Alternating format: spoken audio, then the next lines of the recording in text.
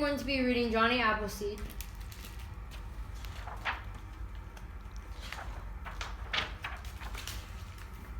In the early days of the American frontier, when most of his nation was still wild, unsettled land, there lived a man of the great courage and gentleness who traveled through the wilderness planting apple trees.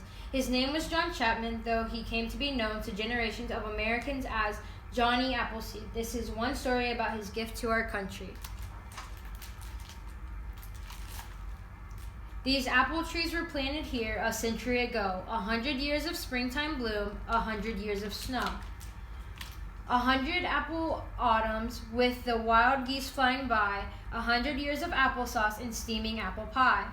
The one who planted apple trees once stood here on this land, a sack of seeds upon his back, a Bible in his hand. Young Hannah Goodwin saw them first, a stranger lean and lorn. His face was thin, his feet were bare, his clothing old and worn. The Goodwin family asked him to dine and talk a while. America was lonely then, he traveled many a mile. He said he'd gladly stay to sup, but could no longer here. He had to go plant apple trees across the great frontier. He said it was wide, wild land, a lonesome land and long.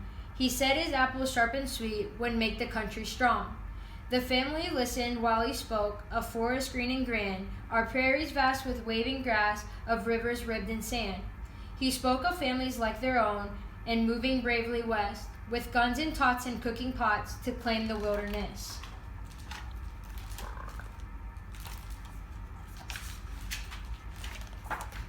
He said he'd bring them apple trees, O Lord's gift to the earth. He said the sun would warm his seeds, the rain would give them birth.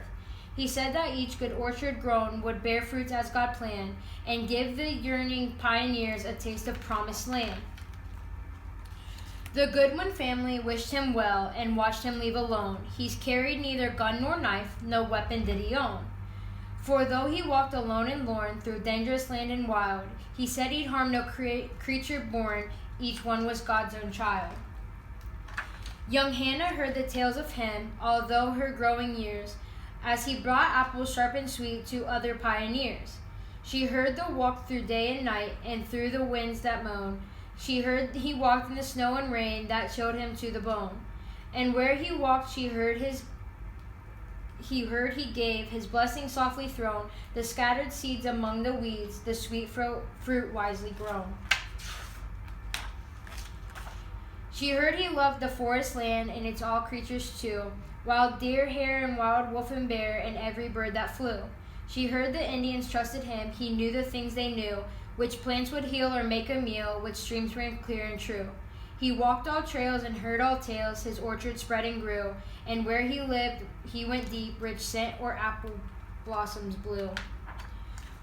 Old Hannah Goodwin saw him last when many years had gone. He came into the orchard gate, a quiet hour passed on. Old Hannah knew the gentle smile, the face so long and thin. There was a Bible in his hand, he spoke of where he'd been. He walked all through America, and all his seeds had sown. He planted apples sharp and sweet, and swiftly they had grown. There was spicy apple cider now out on the western plain. There was applesauce in Iowa and apple pie in Maine. Apples across the wild Missouri and down the Ohio, sharp and sweet across the land, they made our country grow. Old Hannah Goodwin offered thanks for her own trees grown so tall. He said no thanks were owed to him, the Lord had made them all. To grow a country or a tree takes just a planter who will seed and tend till the end. The earth's best dreams come true. He said farewell and traveled on and did not come again, but in his orchard, sharp and sweet, his apples still remain. Old Hannah Goodwin talked to him in the apple time each year, when the orchard came to harvest and the air was crisp and clear. She asked children to remember and to thank the Lord indeed for apples sharp and apples sweet and Johnny Appleseed.